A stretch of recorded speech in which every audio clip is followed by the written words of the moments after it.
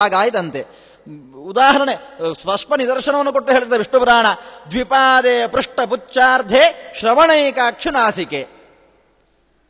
ಎರಡು ಭಾಗ ಆದಾಗ ಒಂದು ಭಾಗದಲ್ಲಿ ಅರ್ಧ ಬಾಲ, ಎರಡು ಕಾಲು, ಒಂದು ಕಣ್ಣು, ಒಂದು ಕಿವಿ, ಒಂದು ಮೂಗಿನ ಹೊಳ್ಳೆ. ಇನ್ನೊಂದು ಭಾಗದಲ್ಲಿ ಎರಡು ಕಾಲು, ಅರ್ಧ ಬಾಲ, ಒಂದು ಕಿವಿ, ಒಂದು ಮೂಗಿನ ಹೊಳ್ಳೆ, ಒಂದು ಕಣ್ಣು. ಇದೇ ರೀತಿಯಲ್ಲಿ ಹಾಕಿದ್ರೆ ಭಾಗವಾಯಿತಂತೆ. ಈ ರೀತಿ ಕೇಶಿಯನ್ನು ಸಂಹಾರ ಮಾಡಿದ್ದಾನೆ ಕೃಷ್ಣ. ತದನಂತರದಲ್ಲಿ ಬರುವವ ವ್ಯೋಮಾಸುರ, ಬ್ರಹ್ಮವರದಿಂದ ಬಲಪ್ರಮತ್ತನಾದವ. ವ್ಯೋಮಶ್ಚ ನಾಮ ಮಯಸೂನು ಅಜಪ್ರಸಾದಾತ್. ಮಯಾಸುರ ದೇವಶಿಲ್ಪಿ. ಆ ದೇವಶಿಲ್ಪಿಯಾಗಿರತಕ್ಕಂತಹ ಮಯಾಸುರನ ಪ್ರಸಾದದಿಂದ, ಬ್ರಹ್ಮನ ಪ್ರಸಾದದಿಂದ ಮಯಾಸುರನ ಮಗ ವ್ಯೋಮಾಸುರ. ಇವನೂ ಕೂಡ ಕಂಸ ಕಳಿಸಿಯೇ ಬರತಕ್ಕಂತಹದ್ದು. ಇವನು ಕೃಷ್ಣನನ್ನು ಕೊಲ್ಲಿಕ್ಕೆ ಪಟ್ಟಂತಹ ಪ್ರಯತ್ನ ಬಹಳ ರಮ್ಯವಾಗಿದೆ. ಕೃಷ್ಣ ಅವನನ್ನು ಸಂಹಾರ ಮಾಡ್ತಾನೆ. ಹೇಗೆ ಗೊತ್ತುಂಟೋ, ಈ ಗೋಪ ಬಾಲಕರೆಲ್ಲ ಸೇರಿಕೊಂಡು ಒಂದು ಕ್ರೀಡೆಯನ್ನು ಆಡ್ತಾ ಇದ್ರು. ಯಾವ ಕ್ರೀಡೆ? ನಮ್ಮ ಭಾಷೆಯಲ್ಲಿ ಹೇಳಬೇಕಾದ್ರೆ ಕಳ್ಳ ಪೊಲೀಸ್ ಆಟ. ಹೇಗೆ ಆಡ್ತಾ ಇದ್ರು ಆಗಿನ ಕಾಲದಲ್ಲಿ ಅಂತ ಕೇಳಿದ್ರೆ, ಒಂದು 2-3 ಮಂದಿ ರಾಜಭಟರು, ಒಂದು 2 ಮಂದಿ ಕಳ್ಳರು, ಮತ್ತೆ ಉಳಿದವರೆಲ್ಲ ಕುರಿಮಂದೆಗಳು. ಈ ಕಳ್ಳರು ಕುರಿಮಂದೆಯನ್ನು ಕದ್ದುಕೊಂಡು ಹೋಗಬೇಕು. ಕದ್ದುಕೊಂಡು ಹೋಗಿ ಅಡಗಿಸಿಡಬೇಕು. ಅವರೂ ಅಡಗಿ ಕುತ್ಕೊಳ್ಬೇಕು. ರಾಜಭಟರು ಅವರನ್ನು ಹುಡುಕಿ ತಂದು ಶಿಕ್ಷಿಸಬೇಕು. ಇದೊಂದು ಆಟ. ಇಂತಹ ಒಂದು ಆಟವನ್ನು ಈ ಗೋಪಬಾಲಕರು ಆಡ್ತಾ ಇದ್ರು.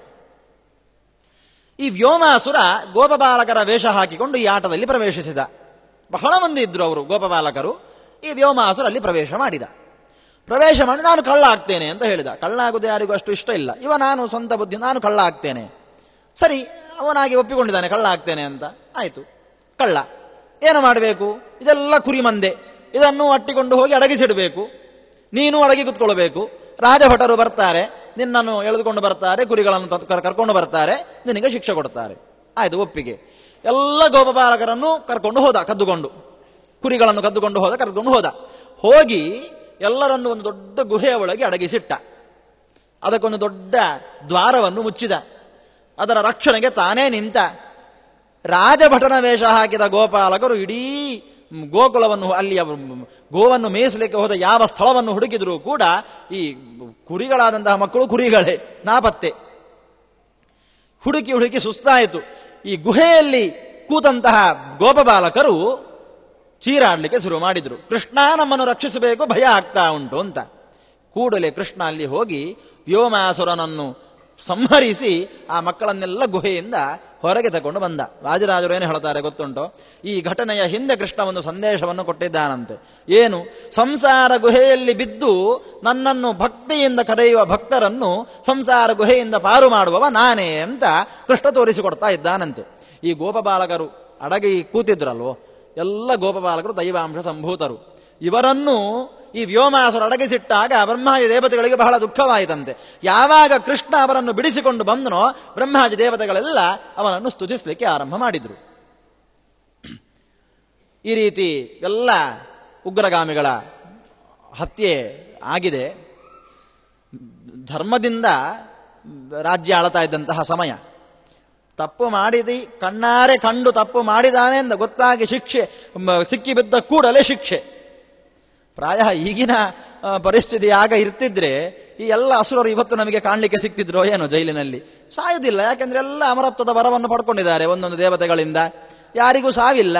ಇವತ್ತಿಗೂ ಜೈಲಲ್ಲಿ ಇದ್ದುಕೊಂಡು ನಾವು ಹೋಗಿ ಕೃಷ್ಣನನ್ನು ಕೊಲ್ಲಿಕ್ಕೆ ಬಂದವ ಇವನೇ, ಕುದುರೆಯ ರೂಪದಲ್ಲಿ ಬಂದವ ಇವನೇ, ಎತ್ತಿನ ರೂಪದಲ್ಲಿ ಬಂದವ ಇವನೇ ಎಂದು ನಾವು ನೋಡಬಹುದಿತ್ತೋ ಏನೋ ಈಗಿನ ಪರಿಸ್ಥಿತಿ ಆಗ ಇರ್ತಿದ್ರೆ. ಆಗ ಆ ಪರಿಸ್ಥಿತಿಯಲ್ಲಿ ಧರ್ಮದಲ್ಲಿ ರಾಜ್ಯ ಆಡ್ತಾ ಇದ್ರು. ಆ ರೀತಿ ಎಲ್ಲ ಅಸುರರನ್ನು ಸಂಹಾರ ಮಾಡಿ ಕೃಷ್ಣ ಗೋಕುಲದಲ್ಲಿ ವಿಹಾರ ಮಾಡ್ತಾ ಇದ್ದಾನೆ ಗೋಪಬಾಲಕರ ಒಟ್ಟಿಗೆ. ಇತ್ತ ಮಥುರೆಯ ಘಟನೆಯನ್ನು ಆಚಾರ್ಯರು ತೋರಿಸ್ತಾರೆ.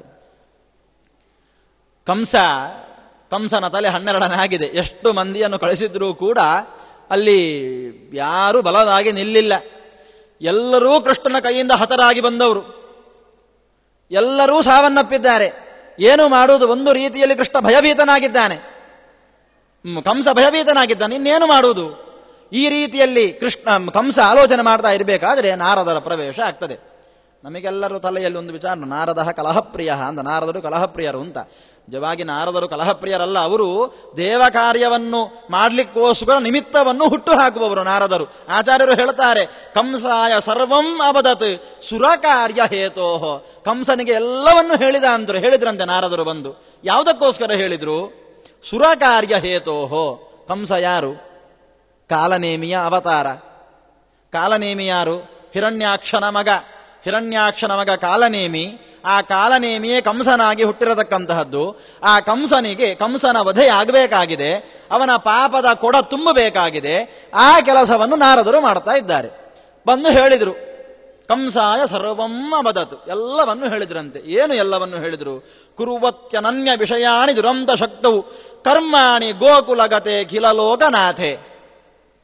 ಗೋಕುಲದಲ್ಲಿ ಏನು ನಡೀತಾ ಉಂಟು, ಇದಕ್ಕೆಲ್ಲ ಮೂಲ ಕಾರಣರು ಯಾರು ಎಂಬ ಎಲ್ಲ ಘಟನೆಗಳನ್ನು, ನಿನ್ನ ಸಂಹಾರಕ್ಕೆ ಅಂತ ಅವತರಿಸಿದ ಭಗವಂತ, ದೇವಕಿಯ ಗರ್ಭದಲ್ಲಿ 8ನೆಯವನಾಗಿ ಅವತರಿಸಿದ ಆ ಕೃಷ್ಣನನ್ನು ವಸುದೇವ ನಡುರಾತ್ರಿಯಲ್ಲಿ ಕೊಂಡು ಹೋಗಿ ಗೋಕುಲದಲ್ಲಿ ಇಟ್ಟು ಬಂದ. ಅಲ್ಲಿ ಯಶೋದೆಗೆ ಹುಟ್ಟಿದ ಹೆಣ್ಣು ಮಗುವನ್ನು ಹೊತ್ತುಕೊಂಡು ಇಲ್ಲಿಗೆ ಬಂದ. ಅವಳು ದುರ್ಗೆಯಾಗಿ ನಿನಗೆ ಮತ್ತೆ ಎಚ್ಚರಿಕೆಯನ್ನು ಕೊಟ್ಟು ಹೋದ್ಲು. ಇಷ್ಟೆಲ್ಲ ಘಟನೆ ನಡೀಲಿಕ್ಕೆ ಕಾರಣ ವಸುದೇವ. ಹಾಗಾಗಿ ಮೊದಲು ಅವನನ್ನು ವಿಚಾರಿಸು, ಎಲ್ಲ ಸತ್ಯ ನಿನಗೆ ಗೊತ್ತಾಗ್ತದೆ ಅಂತ ನಾರದರು ಕಂಸನಿಗೆ ಹೇಳಿದ್ರಂತೆ. ಕಂಸ ನಖಶಿಕ ಅಂತ ಉರಿದು ಹೋದ. ಹಾಗಾದರೆ ಈಗಲೇ ಆ ಕೆಲಸವನ್ನು ಮಾಡ್ತೇನೆ ಹೇಳಿ ಮತ್ತೆ ದೇವಕಿ ಮತ್ತೆ ವಸುದೇವರನ್ನು ಬಂಧನದಲ್ಲಿಟ್ಟ. ವಸುದೇವ ದೇವಕಿಯರನ್ನು ಬಂಧನದಲ್ಲಿ ಇಟ್ಟು ಕೂಡಲೇ ಅಕ್ರೂರನಿಗೆ ಆಜ್ಞೆ ಮಾಡಿದ, ನೀನು ಗೋಕುಲಕ್ಕೆ ಹೋಗಿ ಕೃಷ್ಣನನ್ನು ಕರ್ಕೊಂಡು ಬರಬೇಕು. ಬಿಲ್ಲ ಹಬ್ಬದ ನೆಪದಿಂದ ಕೃಷ್ಣನನ್ನು ಕರ್ಕೊಂಡು ಬರಬೇಕು ಅಂತ ಕಂಸ ಆಜ್ಞೆ ಮಾಡಿದ. ಸಂಸೇವನಾಯ ಸಹರೇರ್ ಅಭವತ್ಪುರೈವ ನಾಮ್ನ ಕಿಶೋರ ಇದೆಯ ಸುರಗಾಯಕೋಭೂತು. ಅಕ್ರೂರ ಯಾರು?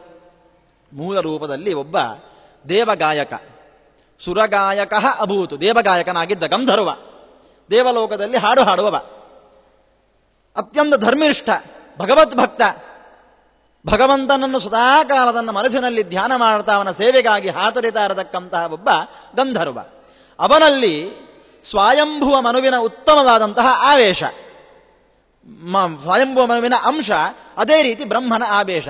ಎಲ್ಲ ದೇವತೆಗಳು ಕೂಡ ಭಗವಂತನ ಸೇವೆಯನ್ನು ಮಾಡಬೇಕೆಂಬಂತಹ ಉದ್ದೇಶದಿಂದ ಅವತಾರ ಮಾಡಿದ್ದಾರೆ. ಬ್ರಹ್ಮನಿಗೆ ಭೂಮಿಯಲ್ಲಿ ಅವತಾರ ಇಲ್ಲ. ಅದಕ್ಕೆ ಅವ ಅಂಶಯುಕ್ತನಾಗಿ ಅಥವಾ ಆವೇಶಯುಕ್ತನಾಗಿ ಅವತಾರವನ್ನು ಮಾಡ್ತಾನೆ. ಅದೇ ರೀತಿ ಅಕ್ರೂರನಲ್ಲಿ ಬ್ರಹ್ಮನ ಆವೇಶ. ಈ ರೀತಿಯಾಗಿ ಅತ್ಯಂತ ಧರ್ಮಿಷ್ಠನಾದಂತಹ ಅಕ್ರೂರ ಗೋಕುಲಕ್ಕೆ ಹೊರಡ್ತಾನೆ. ಏನು ಭಾವನೆ ಗೊತ್ತುಂಟು ಅವನದ್ದು? ಸೋಕ್ರೂರ ಇತ್ಯಭವದುತ್ತಮ ಪೂಜ್ಯ ಕರ್ಮ ವೃಷ್ಣಿಶ್ವತಾಸಹಿ ಭೋಜಪತೇಶ್ಚ ಮಂತ್ರಿ.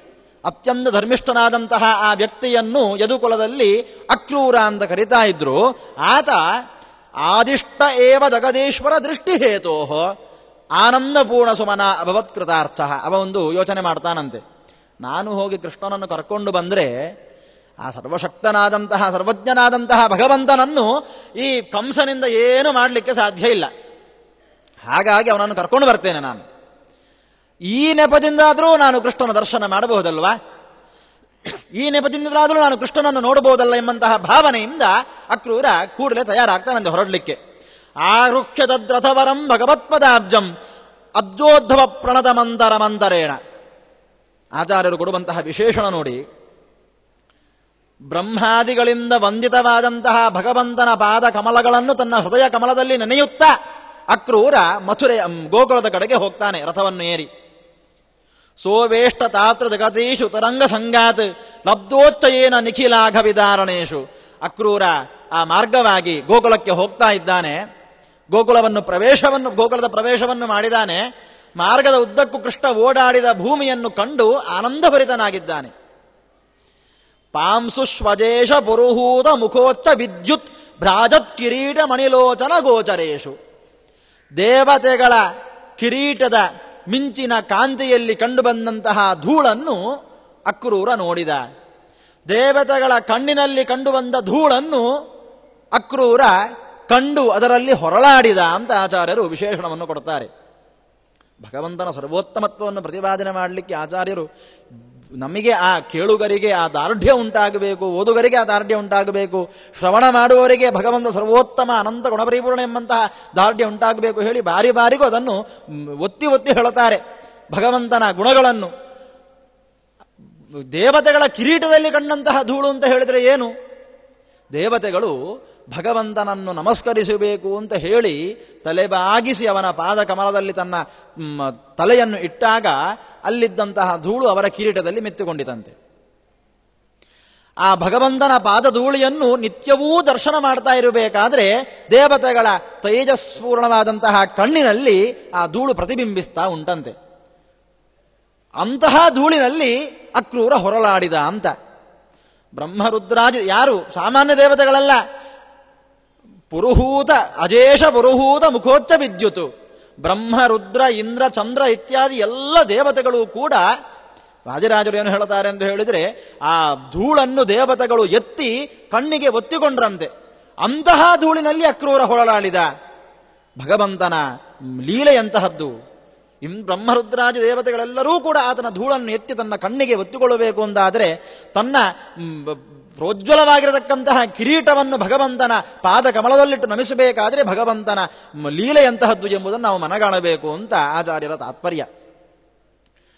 ಕೃಷ್ಣ ಆನಂದಪೂರ್ಣ ಶರೀರಿ, ನಾಶರಹಿತ, ಜಗತ್ತಿಗೆ ಗುರು, ಜಗದ್ಗುರು. ಇಂತಹ ಕೃಷ್ಣ ಭೂಮಿಯಲ್ಲಿ ಅವತಾರ ಮಾಡಿ ತನ್ನ ಅಣ್ಣನ ಜೊತೆಗೆ ಗೋಕುಲದಲ್ಲಿ ಗೋವುಗಳ ಕೆಚ್ಚಲಿನ ಹಾಲನ್ನು ಕರೀತಾ ಇರುವುದನ್ನು ಅಕ್ರೂರ ನೋಡಿದಂತೆ. ಆನಂದ ಸಾಂದ್ರ ತನುಮಕ್ಷಯ ಮೇನಮೀಕ್ಷ್ಯ ಹೃಷ್ಟ ಪಪಾತ ಪದಯೋ ಪುರುಷೋತ್ತಮಸ್ಯ. ಭಗವಂತನ ಲೀಲೆ ಅಪಾರ. ಇಂತಹ ಮಹಿಮಾನ್ವಿತನಾಗಿದ್ದುಕೊಂಡು ಸರ್ವಜ್ಞ ಅನಂತ ಗುಣಶಕ್ತಿ ಪರಿಪೂರ್ಣನಾಗಿದ್ದುಕೊಂಡು ಈ ಗೋಕುಲದಲ್ಲಿ ಗೋವುಗಳ ಸೇವೆಯನ್ನು ಮಾಡ್ತಾ ಇದ್ದಾನಲ್ಲ ಅಣ್ಣನೊಟ್ಟಿಗೆ ಕೂಡಿಕೊಂಡು ಎಂಬುದಾಗಿ ಅಕ್ರೂರನಿಗೆ ಸಂತೋಷವಾಗಿ ಅವನ ಕಾಲಿಗೆ ಅಲ್ಲೇ ಬಿದ್ದಂತೆ. ಕೂಡಲೇ ಭಗವಂತ ಅಕ್ರೂರನ್ನು ಎತ್ತಿ ಆತನನ್ನು ಮನೆಗೆ ಕರೆಕೊಂಡು ಹೋಗಿ ಎಲ್ಲ ರೀತಿಯ ಸತ್ಕಾರಗಳನ್ನು ಮಾಡಿದ. ಉತ್ತಾಪ್ಯತಂ ಯದುಪತಿ ಸಬಲೋ ಗೃಹಸ್ತ್ವಂ ನೀತ್ವೋಪಚಾರಮಖಿಲಂ ಪ್ರವಿಧಾಯ ತಸ್ಮಿನ್. ಎಲ್ಲ ವಿಧದ ಅರ್ಘ್ಯ ಪಾದ್ಯಾದಿ ಉಪಚಾರಗಳನ್ನು ಅವನಿಗೆ ಕೊಟ್ಟು ನಿತ್ಯೋಜಿತಾಕ್ಷ ಅತಿದಪ್ಯಖಿಲಂ ಚ ತಸ್ಮಾತ್, ಎಲ್ಲವನ್ನೂ ತಿಳಿದವನಾದರೂ ಕೂಡ ಅವನಲ್ಲಿ ಪ್ರಶ್ನೆ ಮಾಡಿದಂತೆ, ಏನು ಬಂದ ಕಾರಣ? ಎಲ್ಲ ಉಪಚಾರಗಳನ್ನು ಬಂದ ತಕ್ಷಣ ಯಾಕೆ ಬಂದದ್ದು ಅಂತ ಕೇಳಿದರೆ ಬೇಸರ ಆಗ್ತದೆ. ಬಂದ ತಕ್ಷಣ ಕೇಳಬಾರದು. ಅದಕ್ಕೆ ನೀತ್ವೋಪಚಾರ ಮಖಿಲಂ, ಎಲ್ಲ ಉಪಚಾರ ಅರ್ಘ್ಯ ಪಾದ್ಯ ಆಚಮನೀಯ ಮಧುಪರ್ಕ ಮಾರ್ಗದ ಆಯಾಸವನ್ನು ಪರಿಹಾರ ಮಾಡಲಿಕ್ಕೋಸ್ಕರ ಮಧುಪರ್ಕಾದಿಗಳನ್ನೆಲ್ಲ ಕೊಟ್ಟು ಆಸನಾದಿಗಳನ್ನು ಕೊಟ್ಟು ಸಾಮಾನ್ಯವಾದ ಕ್ಷೇಮ ಸಮಾಚಾರಗಳನ್ನು ವಿಚಾರಿಸಿ ಈಗ ಹೇಳಿ ಏನು ಬಂದ ವಿಷಯ. ಹೀಗೆ ಮಾತನಾಡಿದ್ರೆ ಎಲ್ರಿಗೂ ಸಂತೋಷ ಇದೆ. ಬಂದ ತಕ್ಷಣ ಯಾಕೆ ಬಂದದ್ದು ಅಂತ ಕೇಳಿದರೆ ಸಿಟ್ಟು ಬರ್ತದೆ. ಯಾಕೆ ಬಂದನೋ ಏನೋ ಅಂತ ಹಿಂದಿರುಗಿ ಹೋಗಿ ಯಾರು. ಆ ರೀತಿ ಕೃಷ್ಣ ಜಗತ್ತಿಗೆ ತಿಳಿಸುವುದಕ್ಕೋಸ್ಕರ ಎಲ್ಲ ರೀತಿಯ ಉಪಚಾರಗಳನ್ನು ಮಾಡಿ ತಾನು ಸರ್ವಜ್ಞನಾಗಿದ್ದರೂ ಕೂಡ ಬಂದಂತಹ ವಿಚಾರವನ್ನು ಅಕ್ರೂರನ ಹತ್ರ ಕೇಳಿದಂತೆ. ಅಕ್ರೂರ ಎಲ್ಲವನ್ನು ವಿವರಿಸಿ ಹೇಳುತ್ತಾ ಇದ್ದಾನೆ. ಶ್ರುತ್ವಾಸ ಕಂಸ ಹೃದಯ ಸಂಸ್ಥಿತಂ ಅಬ್ಜನಾಜ. ಕಂಸನ ಮನೋಗತ ಏನು ಎಂಬುದನ್ನು ಅಕ್ರೂರಿನಿಂದ ತಿಳಿದುಕೊಂಡ ಕೃಷ್ಣ ಕೂಡಲೇ ಬಲರಾಮ ಸಮೇತನಾಗಿ ತನ್ನ ಮಿತ್ರರಿಂದೊಡಗೂಡಿ ಹೊರಡ್ತಾನಂತೆ. ಮಥುರೆಯ ಕಡೆಗೆ ಪ್ರಯಾಣವನ್ನು ಬೆಳೆಸ್ತಾನೆ. ಉತ್ತಮವಾಗಿರತಕ್ಕಂತಹ ರಥವನ್ನು ಏರಿ ಮಥುರೆಯ ಕಡೆಗೆ ಪ್ರಯಾಣವನ್ನು ಕೃಷ್ಣ ಬೆಳೆಸ್ತಾನೆ. ನಂದಗೋಪನೂ ಜೊತೆಗಿದ್ದಾನೆ. ನಾವು ಕೆಲವೊಮ್ಮೆ ಕಥೆಯಲ್ಲಿ ಕೇಳುವುದುಂಟು, ಕೃಷ್ಣ ಮತ್ತೆ ಬಲರಾಮರು ಇಬ್ಬರೇ ಹೋದದ್ದು ಅಂತ. ಅಲ್ಲ, ತನ್ನ ಸಖರನ್ನೂ ಕರ್ಕೊಂಡು ಹೋಗಿದ್ದಾನೆ, ನಂದಗೋಪನನ್ನೂ ಕರ್ಕೊಂಡು ಹೋಗಿದ್ದಾನೆ. ಮುಂದೆ ಆ ಮಾತು ಬರ್ತದೆ. ಕರ್ಕೊಂಡು ಮಥುರೆಯತ್ತ ಹೋಗಿದ್ದಾನೆ. ಭಾಗವತದಲ್ಲಿ ಬರ್ತದೆ, ಗೋಪಿಕಾಶ್ವರ್ಯರೆಲ್ಲರೂ ಕೂಡ ರಥಕ್ಕೆ ಅಡ್ಡ ನಿಂತು ರುರುದುಹು ಸುಸ್ವರನ್ ರಾಜನ್ ಜಯತಿ ತೇಧಿಕಂ ಕೃಷ್ಣ ಜನ್ಮನಾ ವ್ರಜ ಶ್ರಯತ ಇಂದಿರಾ ಸಾಧು ತತ್ರಹಿ ತ್ರುಟಿಯುಗಾಯತೆ ತ್ವಾಂ ಅಪಶ್ಯತಾಂ. ಗೋಪಿಕೆಯರು ಹೇಳುವಂತಹ ಮಾತು. ಒಂದು ತ್ರುಟಿ, ಎಷ್ಟೋ ಸೆಕೆಂಡಿನ ಎಷ್ಟೋ ಭಾಗದ ಒಂದು ತುಂಡು, ಆ ಸಮಯ ಕೂಡ ನಿನ್ನನ್ನು ನೋಡಲಿಲ್ಲ ಎಂದಾದಲ್ಲಿ ನಮಗೆ ಅದು ಯುಗ ಯುಗವಾಗಿ ಪರಿಣಮಿಸ್ತದೆ, ಕ್ಷಣವೊಂದು ಯುಗವಾಗಿ. ಆ ರೀತಿಯಲ್ಲಿ ನಮಗೆ ವೇದನೆಯನ್ನುಂಟು ಮಾಡ್ತದೆ. ಹಾಗಾಗಿ ನಮ್ಮನ್ನು ಬಿಟ್ಟು ಹೋಗಬೇಡ ಅಂತ ರುರುದುಹು ಸುಸ್ವರನ್ ಚೆನ್ನಾಗಿ ಹತ್ತರಂತೆ ಭಾಗವತ ಹೇಳ್ತದೆ. ಅವರೆಲ್ಲರೂ ಕೂಡ ಸಮಾಧಾನ ಪಡಿಸಿ ಕೃಷ್ಣ ಮಥುರೆಯ ಕಡೆಗೆ ಹೋಗ್ತಾ ಇದ್ದಾನೆ. ಅಕ್ರೂರನಿಗೆ ವಿಶ್ವರೂಪವನ್ನು ತೋರಿಸ್ತಾನೆ. ಮಾರ್ಗ ಮಧ್ಯದಲ್ಲಿ ಯಮುನಾ ನದಿ ಸಿಗ್ತದೆ. ಅಕ್ರೂರ ತಾನು ಯಮುನಾ ನದಿಯಲ್ಲಿ ನಿಂತು ಅಘಮರ್ಷಣ ಸ್ನಾನವನ್ನು ಮಾಡಿ ಬರ್ತೇನೆ ಅಂತ ಹೇಳಿ ಕೃಷ್ಣನತ್ರ ಅನುಮತಿಯನ್ನು ಪಡ್ಕೊಂಡು ಸಂಧ್ಯಾವಂದನೆಯನ್ನು ಮಾಡುವ ಉದ್ದೇಶದಿಂದ ಅಘಮರ್ಷಣ ಸ್ನಾನವನ್ನು ಮಾಡುತ್ತೇನೆ ಹೇಳಿ ಯಮುನಾ ನದಿಗೆ ಇಳಿತಾನೆ. ಯಮುನಾ ನದಿಗೆ ಇಳಿದು ಅಲ್ಲಿ ಅಘಮರ್ಷಣ ಸೂಕ್ತವನ್ನು ಜಪಿಸ್ತಾನೆ. ಋತಂಚ ಸತ್ಯಂಚ ಎಂಬುದು ಅಘಮರ್ಷಣ ಸೂಕ್ತ. ಆ ಅಘಮರ್ಷಣ ಸೂಕ್ತವನ್ನು ಜಪಿಸ್ತಾನೆ ಅಕ್ರೂರ. ಜಪಿಸುವಾಗ ಅವನಿಗೆ ನೀರಿನ ಒಳಗೆ ಭಗವಂತ ಕೃಷ್ಣ ಕಂಡು ಬರ್ತಾನೆ. ಆಶ್ಚರ್ಯ ಆಯಿತು ಅಕ್ರೂರನಿಗೆ. ನಾನು ರಥದಲ್ಲಿ ಕುಳ್ಳಿರಿಸಿ ಬಂದಿದ್ದೇನೆ, ಇಲ್ಲಿದ್ದಾನಲ್ವೋ. ನಿತ್ಯಂ ಹಿ ಶೇಷಂ ಅಭಿಪಶ್ಯತಿ ಸಿದ್ಧಮಂತ್ರ. ಆತನಿಗೆ ಮಂತ್ರಸಿದ್ಧಿಯುಂಟು, ಭಗವಂತನ ಅನುಗ್ರಹ ಉಂಟು. ಆತ ನಿತ್ಯವೂ ಸ್ನಾನಕಾಲದಲ್ಲಿ ಶೇಷನನ್ನು ನೋಡ್ತಾ ಇದ್ದ. ಇವತ್ತು ದಾನೇಶ್ವರ ಸತತ ತದೃಶೇ ಹರಿಂಚ, ಭಗವಂತನನ್ನು ಕೂಡ ಕಂಡ, ಕೃಷ್ಣನನ್ನು ಕೂಡ ಅಲ್ಲಿ ಕಂಡ. ನೀರಿನ ಒಳಗೆ ಶೇಷನ ಮೇಲೆ ಪವಡಿರತಕ್ಕಂತಹ ಕೃಷ್ಣನನ್ನು ಕಂಡ. ಆಶ್ಚರ್ಯವಾಯಿತು. ಎದ್ದು ನಿಂತ. ಅಗ್ರೇಹಿ ಬಾಲತನು ಮಾತ್ರ ಸಮೀಕ್ಷ ಕೃಷ್ಣ. ನಾನು ರಥದಲ್ಲಿ ಕುಳ್ಳಿರಿಸಿ ಬಂದಿದ್ದೇನೆ, ನೀರಿನ ಒಳಗೆ ಕಂಡು ಬರ್ತಾ ಇದ್ದಾನೆ, ಏನಪ್ಪ ವಿಚಿತ್ರ. ಕಿಂ ನಾಸ್ತಿ ಯಾನ ಇತಿ ಯಾನ ಮುಖೋ ಬಭೂವ. ಓ, ರಥದಲ್ಲಿ ಇಲ್ಲ ಕಾಣುತ್ತದೆ, ನನ್ನ ಹಿಂದೆ ಬಂದು ನೀರಿಗೆ ಇಳಿದನೋ ಏನೋ ಹೇಳಿ ಎದ್ದು ನಿಂತು ಯಾನ ಮುಖೋ ಬಭೂವ, ರಥವನ್ನು ನೋಡಿದ ಅಂತೆ. ರಥವನ್ನು ನೋಡುವಾಗ ಅಲ್ಲಿಯೂ ಇದ್ದಾನೆ. ತತ್ರಾಪಿ ಕೃಷ್ಣಮಭಿವೀಕ್ಷ್ಯ ಪುನರ್ನಿಮಜ್ಯ, ಅಲ್ಲಿಯೂ ಕೃಷ್ಣನನ್ನು ನೋಡಿದ. ರಥದಲ್ಲೂ ಕೃಷ್ಣ ಇದ್ದಾನೆ, ನೀರಿನ ಒಳಗೂ ಕೃಷ್ಣ ಇದ್ದಾನೆ. ಪುನಃ ನೀರಿನಲ್ಲಿ ಮುಳುಗಿ ನೋಡಬೇಕಾದ್ರೆ ಕೇವಲ ಕೃಷ್ಣ ಮಾತ್ರ ಅಲ್ಲ, ಬ್ರಹ್ಮ ರುದ್ರಾದಿ ದೇವತೆಗಳು ಭಗವಂತನ ಪಾದ ಕಮಲಗಳನ್ನು ಸ್ತುತಿಸ್ತಾ ಇದ್ದಾರೆ. ರಮೆ ಬದಿಯಲ್ಲಿ ಕುಳಿತಿದ್ದಾಳೆ, ಶೇಷನ ಶರೀರದಲ್ಲಿ ಆಸೀನನಾಗಿದ್ದಾನೆ. ಅಂತಹ ಭಗವಂತನ ವಿಶ್ವರೂಪವನ್ನು ಅಕ್ರೂರ ನೀರಿನ ಯಮುನೆಯ ಒಳಗೆ ಅಘಮರ್ಷಣ ಸೂಕ್ತವನ್ನು ಜಪಿಸುತ್ತಾ ಮುಳುಗುವಾಗ ಕಂಡ ಅಂತ ಆಚಾರ್ಯರು ಹೇಳುತ್ತಾರೆ.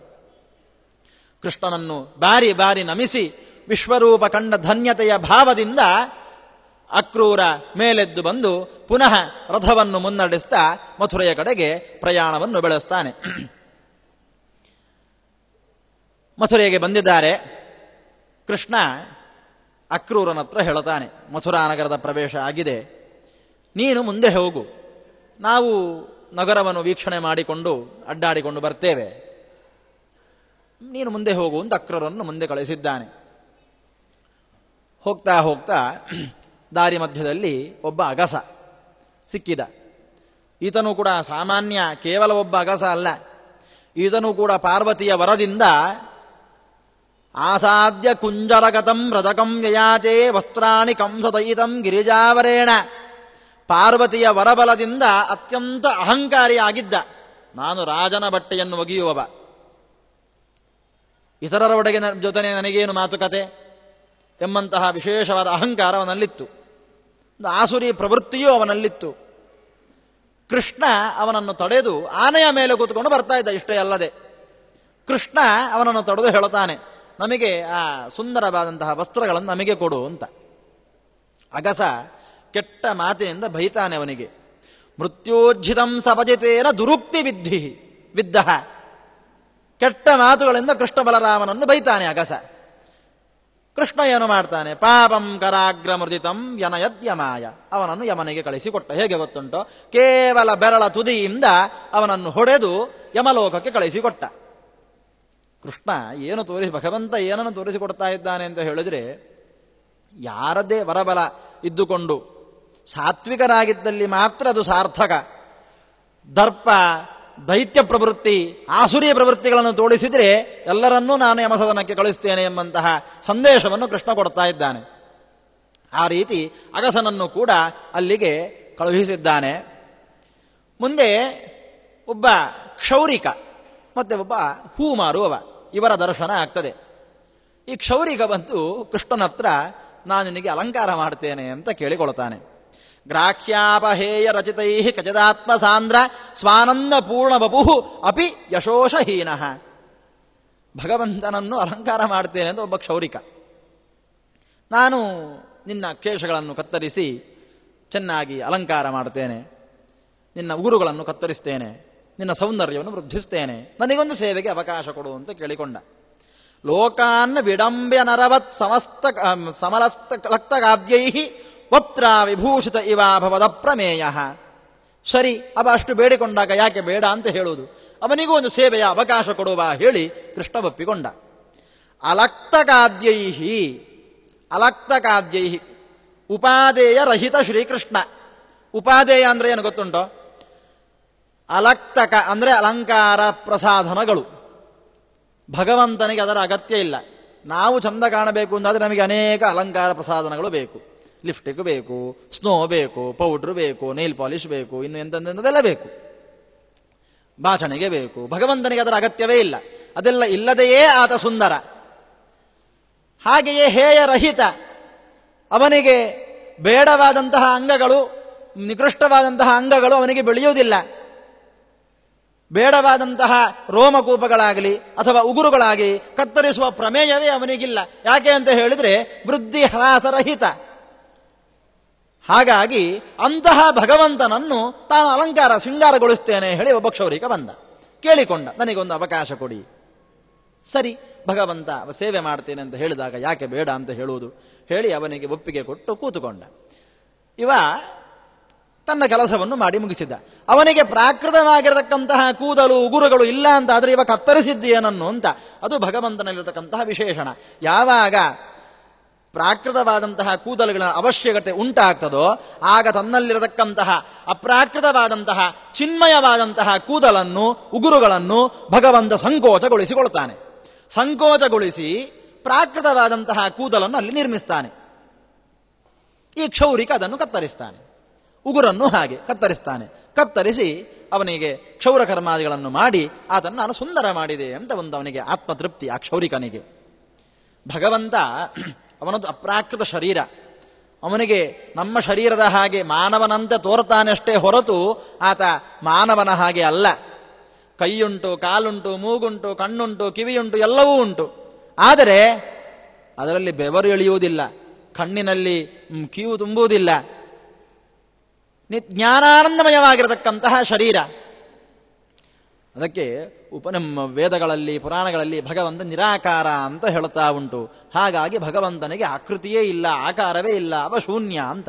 ಆಕಾರ ಇಲ್ಲದ ಭಗವಂತನನ್ನು ಸ್ಮರಿಸುವುದು ಹೇಗೆ, ಚಿಂತಿಸುವುದು ಹೇಗೆ? ಇತರ ಸ್ತುತಿ ಸ್ತೋತ್ರಗಳಲ್ಲಿ ಅವನ ಒಂದು ವೇದಗಳಲ್ಲೇ ಭಗವಂತನ ಒಂದೊಂದು ಅಂಗಗಳನ್ನು ಸ್ತುತಿ ಮಾಡಿದ್ದಾರಲ್ವೋ, ಅದಕ್ಕೆ ವಿರೋಧ ಬರ್ತದಲ್ವಾ ಅಂತ ಹೇಳಿದ್ರೆ ಅದಕ್ಕೆ ಇನ್ನೊಂದು ದೇವರನ್ನು ಒಪ್ಪುವ ಅಂತ ಒಂದು ಮಾತುಂಟು.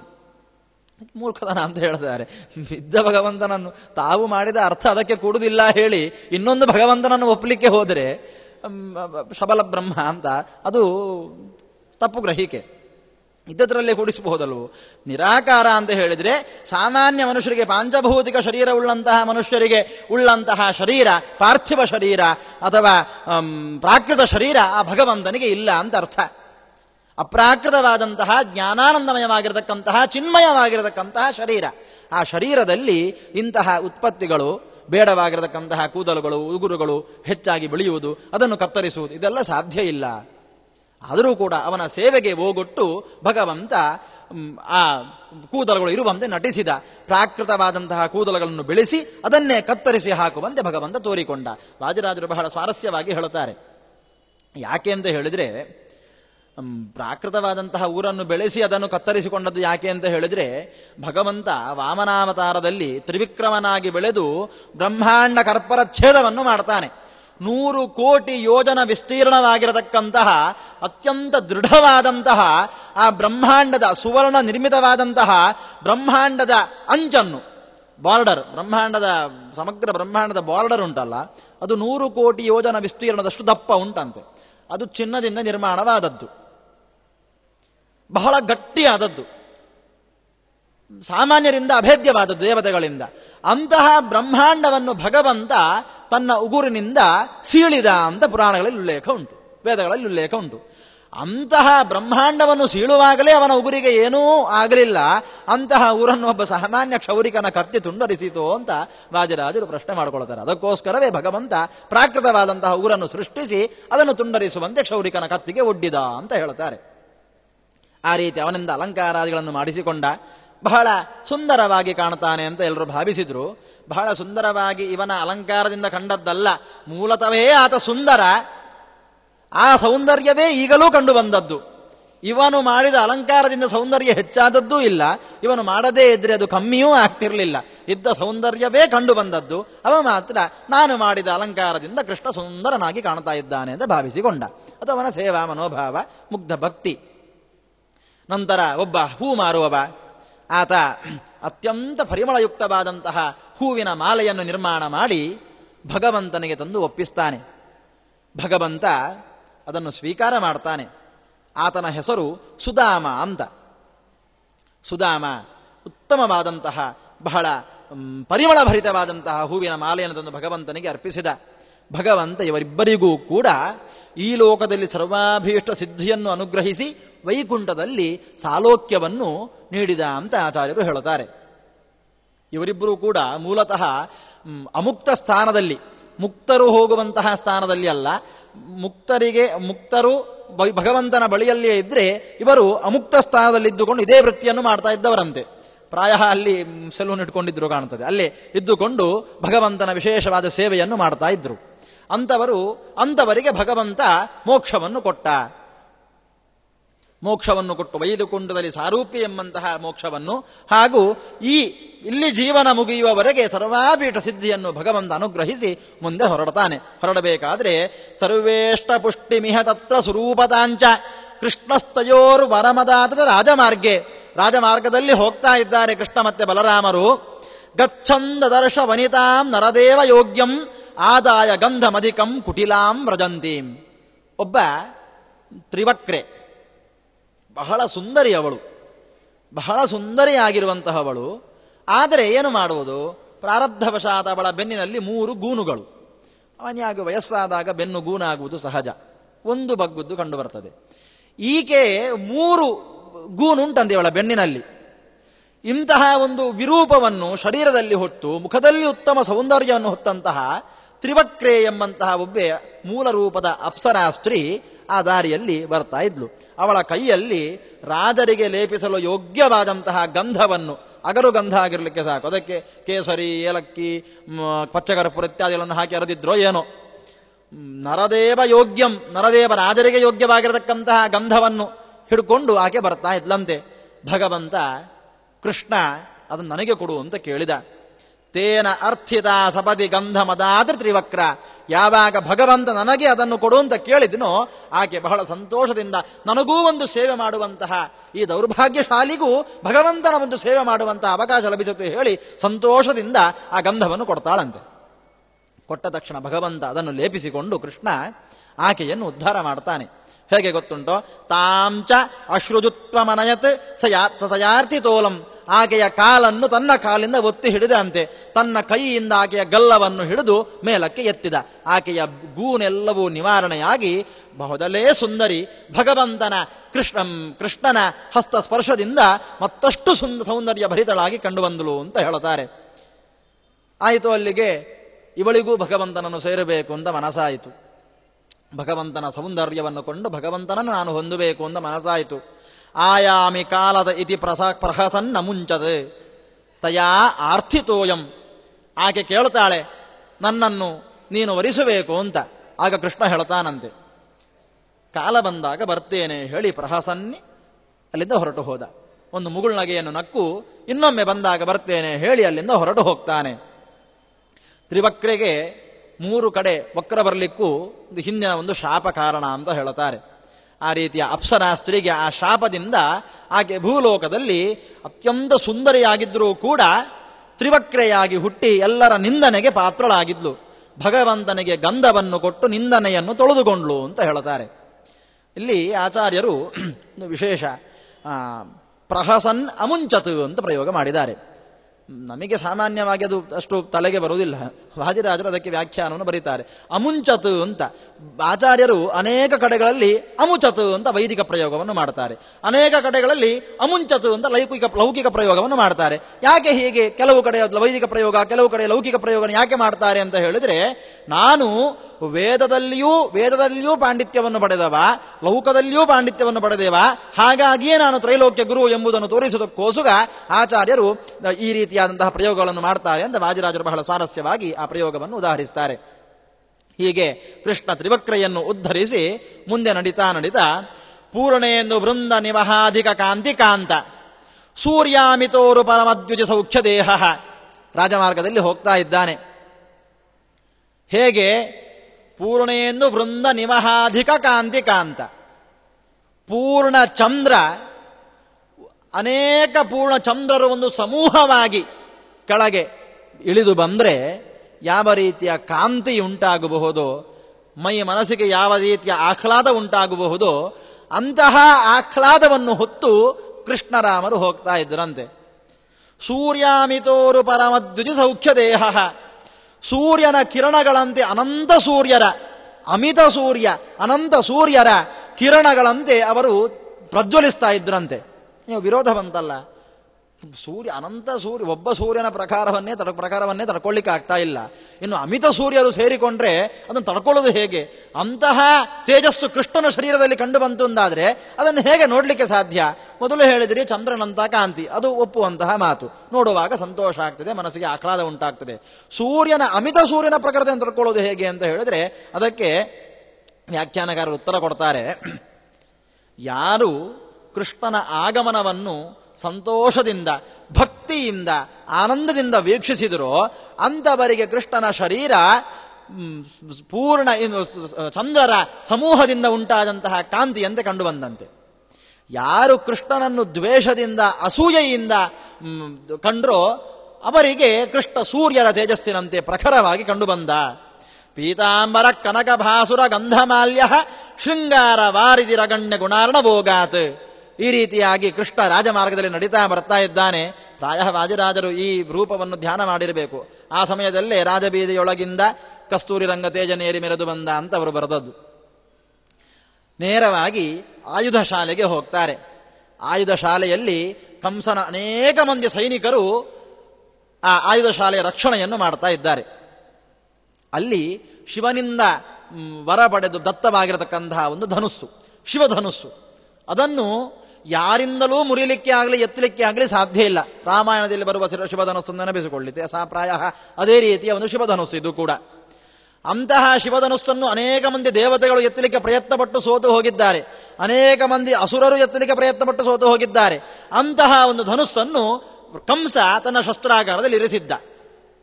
ನೇರವಾಗಿ ಕೃಷ್ಣ ಆ ಶಸ್ತ್ರಾಗಾರಕ್ಕೆ ಹೋಗಿ ಆ ಧನುಸ್ಸನ್ನು ಎತ್ತಿ ಅದನ್ನು ಒಂದೇ ಕೈಯಿಂದ ಮುರಿದು ಹಾಕಿದ. ಹೆದ ಏರಿಸಿದೆಯೇ ಮುರಿದು ಹಾಕಿದ.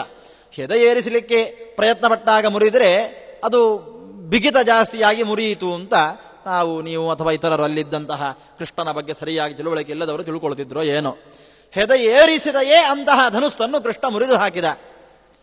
ಕೂಡಲೇ ಭಗ್ನೇ ಬಭೂವ ಜಗದಂಡ ವಿವೇವ ಭೀಮ. ಅದ್ಭುತವಾದಂತಹ ಶಬ್ದ, ಇಡೀ ಬ್ರಹ್ಮಾಂಡವೇ ಸ್ಫೋಟವಾಗಿರತಕ್ಕಂತಹ ಶಬ್ದ ಉಂಟಾಯಿತು. ಆ ಶಬ್ದವನ್ನು ಕೇಳಿ ಕಂಸ ಹೆದರಿ ಅತ್ತಿನಿತ್ತ ಓಡಾಡಲಿಕ್ಕೆ ಶುರು ಮಾಡಿದಂತೆ.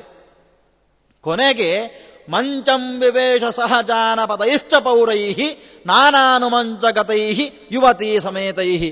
ಅನೇಕ ಹೆಂಗಳೆಯರ ಹಿಂಬದಿ ಹೋಗಿ ಅಡಗಿ ಕೂತ್ಕೊಳ್ಳಿಕ್ಕೆ ಶುರು ಮಾಡಿದ ಹೆದರಿ. ಅನೇಕ ವಿಧವಾದ ಮಂಚಗಳನ್ನು ಹತ್ತಿ ಕೂತ್ಕೊಂಡ. ಕೊನೆಗೆ ಕೃಷ್ಣ ಹೇಗಿದ್ರು ಬಾಲಕ ಅಲ್ವಾ, ನನ್ನನ್ನು ಏನು ಮಾಡಬಾರದು ಹೇಳಿ ಹೆದರಿಕೊಂಡು ಎತ್ತರವಾದ ಮಂಚವನ್ನು ಹತ್ತಿ ಕಂಸ ಕೂತುಕೊಂಡಂತೆ. ಕೇವಲ ಶಿವಧನಸ್ಸನ್ನು ಮುರಿದಂತಹ ಶಬ್ದವನ್ನು ಕೇಳಿ, ಅಂತಹ ಶಬ್ದ ಆ ಶಿವಧನಸ್ಸನ್ನು ಮುರಿಯುವಾಗ ಉಂಟಾಯಿತು ಅಂತ ಆಚಾರ್ಯರು ಹೇಳ್ತಾ ಇದ್ದಾರೆ. ಸಂಸ್ಥಾಪ್ಯ ನಾಗ ಮುರುರಂಗ ಮುಖೇ ಕುವಲ್ಯ ಪೀಡಂ ಗಿರೀಂದ್ರ ಸದೃಶಂ ಕರಿಸಾದಿಯುಕ್ತಂ. ಶಿವಧನುಸ್ಸನ್ನು ಮುರಿದು ಇನ್ನು ಮಥುರೆಯ ರಾಜಧಾನಿಯನ್ನು ಪ್ರವೇಶ ಮಾಡಬೇಕಾಗಿದೆ. ಕಂಸನಿಗೆ ಭಯ ಉಂಟಾಗಿದೆ. ಕಂಸ ತನ್ನ ಅರಮನೆಯ ಹೆಬ್ಬಾಗಿಲಿನಲ್ಲಿ ಕುವಲಯಾಪೀಡ ಎಂಬಂತಹ ಒಂದು ಬೃಹತ್ತಾದ ಆನೆಯನ್ನು ಇಟ್ಟಿದ್ದಾನೆ. ಮದಭರಿತವಾದಂತಹ ಆನೆ. ಈ ಆನೆ ಐರಾವತದ ವಂಶದಲ್ಲಿ ಬಂದಿರತಕ್ಕಂತಹದ್ದು. ಬಹಳ ದೊಡ್ಡ ಪರ್ವತಾಗಾತ್ರದ ಆನೆ. ಇವತ್ತು ನಮಗೆ ಕಾಣಲಿಕ್ಕೆ ಸಿಗುವಂತಹ ಆನೆ ಅಲ್ಲ. ಬಹಳ ಎತ್ತರವಾದಂತಹ, ಬಹಳ ದೈತ್ಯದೇಹಿ, ಪರ್ವತ ಸದೃಶವಾಗಿರತಕ್ಕಂತಹ ದೇಹ ಉಳ್ಳ ಆನೆ. ಕುವಲಯ ಪೀಡ ಅಂತ ಅದಕ್ಕೆ ಹೆಸರು ಯಾಕೆ ಗೊತ್ತೋ? ಕು ಅಂದರೆ ಭೂಮಿ, ವಲಯ ಅಂದರೆ ಮಂಡಲ, ಕುವಲಯ ಅಂದರೆ ಭೂಮಂಡಲ. ಆ ಆನೆ ಒಮ್ಮೆ ಸಿಟ್ಟಿನಿಂದ ತನ್ನ ಕಾಲನ್ನು ಎತ್ತಿ ಜೋರಾಗಿ ನೆಲಕ್ಕೆ ಅಪ್ಪಿಳಿಸಿದ್ರೆ ಭೂದೇವಿಗೆ ನೋವಾಗ್ತಿತ್ತಂತೆ, ಭೂಮಿಗೆ ನೋವಾಗ್ತಿತ್ತು, ಭೂಮಿ ಕಂಪಿಸ್ತಿತ್ತಂತೆ. ಅದಕ್ಕೋಸ್ಕರ ಕುವಲಯಾಪೀಡ ಅಂತ ಹೆಸರು. ಆಚಾರ್ಯರು ಕುವಲ್ಯಾಪೀಡ ಅಂತ ಹೇಳ್ತಾರೆ. ಅದಕ್ಕೂ ವಿಶೇಷಣ ಉಂಟು, ಕುವಲ್ಯಾಪೀಡ ಅಂತ. ಕುವಲ್ಯ ಅಂತ ಕುವಲ್ಲಿ, ಕು ಅಂತ ಹೇಳಿದ್ರೆ ಭೂಮಿ, ವಲ್ಲಿ ಅಂತ ಹೇಳಿದ್ರೆ ಭೂಮಿಗೆ ಬಳ್ಳಿಯ ರೀತಿ ಉಪಮೆಯನ್ನು ಕೊಟ್ಟಿದ್ದಾರೆ. ಭೂಮಿ ಒಂದು ಬಳ್ಳಿಯ ಹಾಗೆ ಕೋಮಲವಾದದ್ದು. ಅಂತಹ ಬಳ್ಳಿಯ ಮೇಲೆ ಆನೆ ಕಾಲನ್ನಿಟ್ಟರೆ ಬಳ್ಳಿ ಏನಾಗಬೇಡ, ಆ ರೀತಿ ಆಗ್ತದಂತೆ ಭೂಮಿ. ಅದಕ್ಕೋಸ್ಕರದಕ್ಕೆ ಕುವಲ್ಯಾಪೀಡ ಅಂತ ಹೆಸರು. ಕುವಲಯಾಪೀಡ, ಕುವಲ್ಯಾಪೀಡ ಎರಡೂ ಹೆಸರು ಸೇರ್ತದೆ. ಅಂತೂ ಆ ಆನೆಗೆ ಕುವಲಯಾಪೀಡ ಅಂತ ಲೋಕದಲ್ಲಿ ಹೆಸರು. ಅಂತಹ ಬಲಿಷ್ಠವಾದಂತಹ ಆನೆಯನ್ನು, ಐರಾವತದ ವಂಶದಲ್ಲಿ ಹುಟ್ಟಿ ಬಂದ ಆನೆಯನ್ನು ಕಂಸ ಭಯದಿಂದ ಭಯಗ್ರಸ್ತನಾಗಿ ತನ್ನ ಅರಮನೆಯ ಹೆಬ್ಬಾಗಿ ನಿಲ್ಲಿಸಿದ್ದಾನೆ. ಚಾಣೂರಾದಿ ಅನೇಕ ಮಂದಿ, ಸಾಮಾನ್ಯ 4-6 ಮಂದಿ ಮುಷ್ಟಿಕರನ್ನು, ಅವರೆಲ್ಲರೂ ಕೂಡ ದೊಡ್ಡ ಮಾಂಸದ ಪರ್ವತಗಳು, ಅಂತಹ ಅಸುರರನ್ನು, ಬಲಿಷ್ಠರು, ಪೂರ್ವದಲ್ಲಿ ಅಸುರರು, ಅಂತಹವರನ್ನು ಕೂಡ ತನ್ನ ರಂಗದಲ್ಲಿ ನಿಲ್ಲಿಸಿದ್ದಾನೆ ಕಂಸ. ಕೃಷ್ಣ ಬಂದರೆ ಒಳಗೆ ಬರಲಿಕ್ಕೆ ಬಿಡಬೇಡಿ. ಅಷ್ಟೇ ಅಲ್ಲ, ಕಂಸನ ಸೈನ್ಯ ಉಂಟು. ಎಷ್ಟು ಗೊತ್ತುಂಟೋ? 20 ಅಕ್ಷೌಹಿಣಿ ಸೈನ್ಯ. 20 ಅಕ್ಷೌಹಿಣಿ ಸೈನ್ಯಕ್ಕೆ ಕಂಸನ 8 ಮಂದಿ ತಮ್ಮಂದಿರು ಅದಕ್ಕೆ ನೇತೃತ್ವ, ಸೇನಾಪತಿಗಳು. ಅವರ ನೇತೃತ್ವದಲ್ಲಿ 20 ಅಕ್ಷೌಹಿಣಿ ಸೈನ್ಯವನ್ನು ಕಂಸ ನಿಲ್ಲಿಸಿದ್ದಾನೆ. ಅವನ ಮೊದಲನೆಯ ತಮ್ಮ ಸುನೀತ, ಅವನಿಗೆ 7 ಮಂದಿ ತಮ್ಮಂದಿರು. ಒಟ್ಟು ಕಂಸನಿಗೆ 8 ಮಂದಿ ತಮ್ಮಂದಿರು. ಪೂರ್ವದಲ್ಲೂ ಕಂಸ ಕಾಲನೇಮಿಯಾಗಿದ್ದಾಗಲೂ ಕೂಡ ಇವರು ಅವನಿಗೆ ತಮ್ಮಂದಿರಾಗಿಯೇ ಹುಟ್ಟಿದವರು. ಈಗ ಸುನೀತ ಎಂಬಂತಹ ತಮ್ಮನ ನೇತೃತ್ವದಲ್ಲಿ 20 ಅಕ್ಷೌಹಿಣಿ ಸೈನ್ಯವನ್ನು ಕೃಷ್ಣನ ವಧೆಗಾಗಿ, ಒಬ್ಬ 8 ವರ್ಷದ ಬಾಲಕನ ವಧೆಗಾಗಿ ಕಂಸ ನಿಲ್ಲಿಸಿದ್ದಾನೆ ಅಂತ ಆದರೆ ಕಂಸನ ಹೃದಯದಲ್ಲಿ ಯಾವ ರೀತಿಯ ಭಯ ಉತ್ಪತ್ತಿಯಾಗಿದೆ ಎಂಬುದು ನಾವು ಕಂಡುಕೊಳ್ಬೇಕು. ಇಷ್ಟೆಲ್ಲ ವ್ಯವಸ್ಥೆ ಮಾಡಿ ಕಂಸ ತಾನು ಒಳಗೆ ಎತ್ತರದ ಮಂಚದಲ್ಲಿ ಹೆಂಗಳೆಯರ ಎಡೆಯ ಬದಿಯಲ್ಲಿ ಅಡಗಿ ಕೂತ್ಕೊಂಡಿದ್ದಾನೆ. ಅಂತಹ ಹೆದರಿಕೆ ಕಂಸನಿಗೆ ಉಂಟಾಗಿದೆ. ಕೃಷ್ಣ ಶಿವ ಧನುಸ್ಸನ್ನು ಭಂಗ ಮಾಡಿ ಆವತ್ತು ಅಲ್ಲೇ ವಿಶ್ರಾಂತಿಯನ್ನು ಪಡ್ಕೊಳ್ತಾನೆ. ಉತ್ತಮವಾದಂತಹ ಅಲ್ಲಿರತಕ್ಕಂತಹ ಕೃಷ್ಣ ಭಕ್ತರು ಕೊಟ್ಟಂತಹ ಹಾಲನ್ನು ಸೇವಿಸಿ ಅಲ್ಲಿಯೇ ರಾತ್ರಿಯನ್ನು ಕಳೀತಾನೆ ಅಂತ ಹೇಳ್ತಾ ಇದ್ದಾರೆ. ಮರುದಿನ ಸೂರ್ಯೋದಯ ಕಾಲದಲ್ಲಿ ಕೃಷ್ಣರಾಮರು ಇಬ್ಬರೂ ಕೂಡ ತನ್ನ ಸಖರನ್ನು, ನಂದಗೋಪರನ್ನು ಕರ್ಕೊಂಡು ಬಂದಿದ್ದಾರಲ್ಲ, ಅವರನ್ನೆಲ್ಲರನ್ನೂ ಕೂಡ ಸೇರಿಸಿಕೊಂಡು ಕೃಷ್ಣ ಕಂಸನ ಅರಮನೆಯತ್ತ ಬರ್ತಾ ಇದ್ದಾನೆ. ಬರಬೇಕಾದ್ರೆ ದ್ವಾರದಲ್ಲಿ ಬೃಹತ್ತಾದ ಪರ್ವತ ಗಾತ್ರದ ಆನೆ. ಎಲ್ಲಿಯವರೆಗೆ ಕುಚೋದ್ಯ ಅಂತ ಹೇಳಿದ್ರೆ ಆ ಆನೆಯ ಮಾವುತ ಇದ್ದಾನಲ್ಲ, ಅವನೂ ಕೂಡ ಶಿವವರದಿಂದ ಪ್ರಬತ್ತ. ಆ ಮಾವುತನನ್ನು ಕುರಿತು ಕೃಷ್ಣ ಹೇಳ್ತಾನೆ, ನನಗೆ ದಾರಿ ಬಿಡು, ನಡಿಯಾಚೆ, ನಾನು ಒಳಗೆ ಹೋಗಬೇಕಾಗಿದೆ, ಆನೆಯನ್ನು ಸರಿಸು, ನಾನು ಒಳಗೆ ಹೋಗ್ತೇನೆ ಅಂತ. ಆ ಮಾವುತ ಕೃಷ್ಣನನ್ನು ಹೊಡಿಲಿಕ್ಕೆ ಬರ್ತಾನೆ. ಹೊಡಿಲಿಕ್ಕೆ ಬರುವುದಷ್ಟೇ ಅಲ್ಲದೆ ತನ್ನಿಂದ ಸಾಧ್ಯ ಇಲ್ಲ ಅಂತ ಮನವರಿಕೆ ಆದಾಗ ಆನೆಯನ್ನು ಕಳಿಸ್ತಾನೆ. ಮದಭರಿತವಾದಂತಹ ಆನೆಯನ್ನು ಕೃಷ್ಣನ ಮೇಲೆ ಯುದ್ಧಕ್ಕೆ ಅಂತ ಆ ಮಾವುತ ಕಳಿಸ್ತಾನೆ. ಯುದ್ಧ ಸ್ವಲ್ಪ ಹೊತ್ತಿನವರೆಗೆ 2 ಮುಹೂರ್ತಗಳ ಕಾಲ, ಆಚಾರ್ಯರು ಹೇಳ್ತಾರೆ, 2 ಮುಹೂರ್ತಗಳ ಕಾಲ ಕೃಷ್ಣ ಆನೆಯ ಒಟ್ಟಿಗೆ ಆಟವಾಡಿದ ಅಂತೆ. ಆಟವಾಡಿ ಅದರ 2 ದಾಡೆಗಳನ್ನು ಹಿಡ್ಕೊಂಡು, ದಂತಗಳನ್ನು ಹಿಡ್ಕೊಂಡು ಆಟವಾಡಿದ. ಆಟವಾಡಿ 2 ಮುಹೂರ್ತ ಅಂದರೆ 1 ಮುಹೂರ್ತ ಅಂದರೆ 2 ಗಳಿಗೆ ಅಂದರೆ 48 ನಿಮಿಷ. ಅಷ್ಟು ಹೊತ್ತು ಆ ಆನೆಯ ಒಟ್ಟಿಗೆ ಆಟ ಆಡಿ ಕೊನೆಗೆ ಅದರ ಸೊಂಡಿಲನ್ನು ಹಿಡಿದು ಗರಗರನೆ 3 ಸುತ್ತು ತಿರುಗಿಸಿ ನೆಲಕ್ಕೆ ಅಪ್ಪಳಿಸಿದಂತೆ. ಅಪ್ಪಳಿಸಿ ಕೊಂದು ಅದರ ಗಂಡಸ್ಥಲ ಅಂತ ಹೇಳಿದ್ರೆ ಆನೆಯ ತಲೆಯ ಮೇಲೆ 2 ಡುಬ್ಬಗಳನ್ನು ಕಾಣಬಹುದು. ಅದರ ಮೇಲೆ ನಿಂತು ಅದರ ದಂತವನ್ನು ಮುರಿದು ಅದೇ ದಂತದಿಂದ ಮಾವುತನನ್ನು ಸಂಹರಿಸಿ ಅದರ ಮದಗಜದ ಮೇಲೆ ಕಾಲನಿಟ್ಟು ಕೃಷ್ಣ ನಿಲ್ತಾನಂತೆ.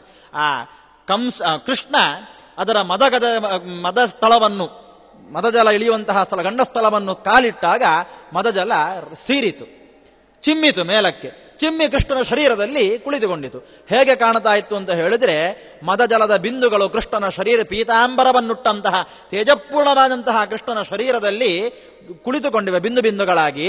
ಅದಕ್ಕೆ ಸೂರ್ಯ ಕಿರಣ ಬೀಳ್ತಾ ಉಂಟು. ವಜ್ರ ಕವಚವನ್ನು ಧಾರಣೆ ಮಾಡಿದ್ದಾನೋ ಏನೋ ಅಂತ ಕಾಣಿಸ್ತಾ ಇತ್ತು ಅಂತ ವರ್ಣನೆ ಮಾಡ್ತಾರೆ. ಅಂತಹ ಕುವಲಯ ಪೀಡನನ್ನು ಕೃಷ್ಣ ಸಂಹಾರ ಮಾಡಿದ್ದಾನೆ. ಸಂಹಾರ ಮಾಡಿದ ಕ್ರಮವನ್ನು ವಾದಿರಾಜರು ಬಹಳ ಸ್ವಾರಸ್ಯವಾಗಿ ಹೇಳುತ್ತಾರೆ. ಕೃಷ್ಣ ಕುವಲಯಾಪೀಡನ್ನು ಸೊಂಡಿನಲ್ಲಿ ಹಿಡಿದು 100 ಬಾರಿ ಗರಗರನೆ ತಿರುಗಿಸಿ ನೆಲಕ್ಕೆ ಅಪ್ಪಳಿಸಿ ಕೊಂದ. ಗಂಡಸ್ಥಳ ಒಡೆದು ಮದಜಲ ಚಿಮ್ಮಿತು. ಇದು ಹೇಗೆ ಕಂಡಿತು ಅಂತ ವಾದಿರಾಜರು ಹೇಳ್ತಾರೆ. ಇನ್ನು ಮುಂದಿನ ಘಟನೆ ಏನು? ಕಂಸನನ್ನು ಪರಲೋಕಕ್ಕೆ ಕಳಿಸುವುದು. ಚಾಣೂರ ಮುಷ್ಟಿಗರಿದ್ದಾರೆ ಬದಿಯಲ್ಲಿ. ಮುಂದಿನ ಕಥೆ ಕಂಸನನ್ನು ಪರಲೋಕಕ್ಕೆ ಕಳಿಸುವುದು. ರಾಜರು ಯಾತ್ರೆಗೆ ಹೊರಡಬೇಕು ಅಂತಾದರೆ ಈಡುಗಾಯಿ ಹೊಡಿಬೇಕಲ್ವೋ, ಹಾಗೆ ಕೃಷ್ಣ ಕಂಸನ ಪರಲೋಕ ಯಾತ್ರೆಗೆ ಈಡುಗಾಯಿ ಹೊಡೆದದ್ದು ಅಂತ ವಾದಿರಾಜರು ಹೇಳುತ್ತಾರೆ. ಆ ರೀತಿಯಲ್ಲಿ ಆನೆಯನ್ನು ಕೃಷ್ಣ, ಕುವಲಯಾಪೀಡನನ್ನು ಕೃಷ್ಣ ಸಂಹಾರ ಮಾಡಿದ. ಸಂಹಾರ ಮಾಡಿ ಮುಂದೆ ಹೋಗ್ತಾ ಇರಬೇಕಾದ್ರೆ ಚಾಣೂರ ಮುಷ್ಟಿಕರು ಕೃಷ್ಣನನ್ನು ತಡಿತಾರೆ. ತಡೆದು ಮುಷ್ಟಿಕ ಒಂದು ಮಾತನ್ನು ಹೇಳ್ತಾನಂತೆ ಹತ್ತಿರ ಬಂದು. ಎಂತ ಮಾತು ಗೊತ್ತುಂಟೋ? ಕೃಷ್ಣ, ನಾನೊಂದು ಮಾತು ಹೇಳ್ತೇನೆ, ನೀನು ಕೇಳಬೇಕು. ನೀನು ಮಗು ಅಲ್ವೋ, ಒಂದು ಮಾತನ್ನು ಕೇಳಬೇಕು. ಏನು? ರಾಜ ಅಂತ ಹೇಳಿದ್ರೆ ದೇವರಿಗೆ ಸಮಾನ. ರಾಜ ಪ್ರತ್ಯಕ್ಷ ದೇವತಾ. ರಾಜನಿಗೆ ಇಷ್ಟವಾದಂತಹ ಕೆಲಸವನ್ನು ಮಾಡಿದ್ರೆ ನಮಗೆ ಪರಗತಿ ಸಿಗ್ತದೆ. ಹಾಗಾಗಿ ಕಂಸನ ತುಷ್ಟ್ಯರ್ಥವಾಗಿ, ಕಂಸನ ಪ್ರೀತ್ಯರ್ಥವಾಗಿ ನಾನೀಗ ನಿನ್ನೊಟ್ಟಿಗೆ ಯುದ್ಧ ಮಾಡಬೇಕು. ಮುಷ್ಟಿಕ ಏನಿದ್ದಾನೆ ಅವ ಬಲರಾಮನೊಟ್ಟಿಗೆ ಯುದ್ಧ ಮಾಡಲಿ, ನಾನು ನಿನ್ನೊಟ್ಟಿಗೆ ಯುದ್ಧ ಮಾಡ್ತೇನೆ ಅಂತ. ಕೃಷ್ಣ ಹಾಗೇ ಆಗಲಿ ಅಂತ ಹೇಳಿದಂತೆ. ಹಾಗೇ ಆಗಲಿ ಅಂತ ಕೃಷ್ಣನ ಮಾತಿಗೂ ಒಂದು ಅರ್ಥ ಉಂಟು. ಏನು? ರಾಜ ದೇವರಲ್ವೋ, ನಿನಗೆ ರಾಜ ಕಂಸ ಅಲ್ವೋ, ಕಂಸನೇ ನಿನಗೆ ದೇವರಾಗಲಿ. ಅವನ ಲೋಕಕ್ಕೆ ನಿನಗೆ ಪರಗತಿ ಆಗಬೇಕಲ್ಲ, ಅವನ ಸೇವೆಯ ಮಾಡಿ. ಅವ ಯಾವ ಲೋಕಕ್ಕೆ ಹೋಗ್ತಾನೋ ಅದೇ ಲೋಕಕ್ಕೆ ನಿನ್ನನ್ನು ಕಳಿಸ್ತೇನೆ. ನಿಮ್ಮಿಬ್ಬರಿಗೂ ಯೋಗ್ಯವಾದಂತಹ ಪರಗತಿಯನ್ನೇ ನಾನು ಕರುಣಿಸ್ತೇನೆ ಹೇಳಿ ಕೃಷ್ಣ ಅಭಯ ಕೊಟ್ಟು ಯುದ್ಧಕ್ಕೆ ಸಿದ್ಧನಾಗ್ತಾನೆ ಅಂತ ಹೇಳ್ತಾ ಇದ್ದಾರೆ. ಮುಂದೆ ಚಾಣೂರ ಮುಷ್ಟಿಕರ ಯುದ್ಧ ಜೊತೆಗೆ ಕಂಸನ ಸೈನ್ಯನಾಶ, ಕಂಸನ ವಧೆಯ ಪ್ರಸಂಗ ಬರ್ತದೆ ಹೇಳ್ತಾ ಇವತ್ತಿನ ಅನುವಾದವನ್ನು ಮುಗಿಸ್ತಾ ಇದ್ದೇವೆ. ಶ್ರೀಹರಿಪ್ರಿಯತಾಂ ಕೃಷ್ಣಾರ್ಪಣಮಸ್ತು.